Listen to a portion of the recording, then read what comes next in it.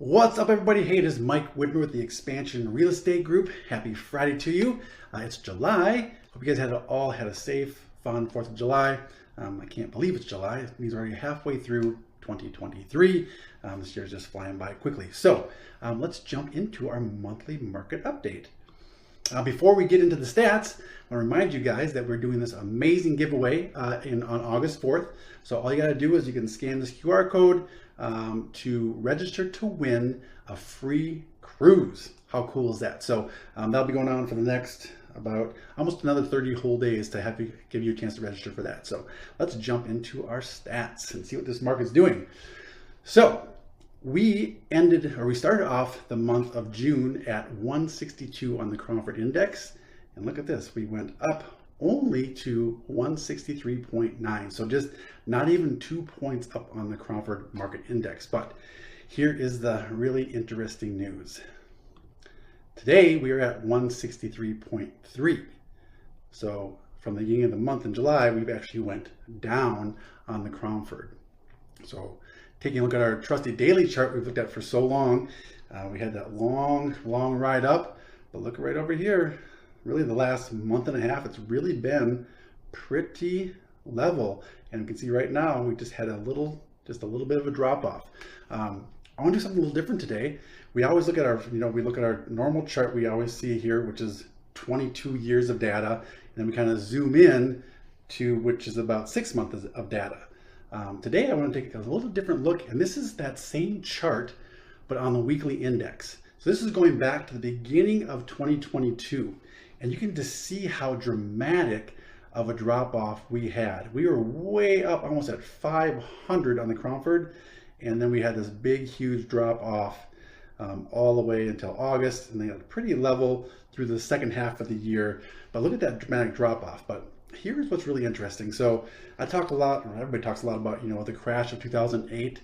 This right here is what we call a correction. This is not a crash, even though it looks super dramatic, but if we can, this is actually a live chart. So if I uncheck this and check 2005, you can see one thing, we were only in the low 300s on the Cromford Index at the peak of our last bubble. The peak we were at 315.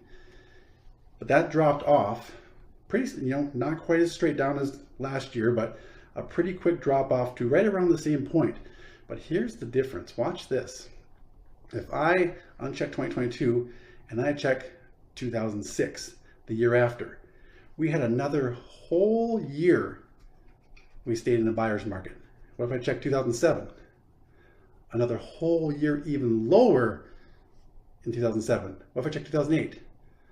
A little bit higher, but look at that, another full year in a buyer's market. And then 2009, we finally, right here in about May of 2009, we went back into a seller's market. So we had almost 4 full years of a buyer's market from that stretch. That is so drastically different than what we just went through this last year. I'll get rid of all these check marks here again. We went into a buyer's market right around, where's that there? Yep, right here. So in about October of last year, we crossed over into a buyer's market, and we stayed there for a whole whopping, actually came back out here. So about 9 months. So in the crash, we were in a buyer's market for 4 full years, and this correction, we were in a buyer's market for about 9 months. So that is it's a drastic difference, and I just want people to see the context there. So let me stop this here real quick. A couple other stats that I want to give you guys today is inventory is still dropping. We dropped about 3.1% from May to June. We were at 9,243 listings last month, and today we're at 8,949 active single-family homes. So about a drop of 3%. So inventory is still dropping. Demand is also dropping as we kind of went through our buying season, like we do every single year. As we come into the summer, it gets a little hotter, people go on vacation, kids are off school, so it always slows down a little bit, but demand is dropping as well. So sales are down 7.7% month over month. So from May to June, the total number of sales we had was down 7.7%, but at the same time, prices went up 1.6%. So It's interesting. Again, it's such a weird market we're in. Overall this year, our prices are up 7.1% from our low in January to today. We're up 7.1%. So again, what does that mean for everybody? I actually think it's pretty good news. I don't see a lot of things changing in the next few months because I don't think rates are going to come down.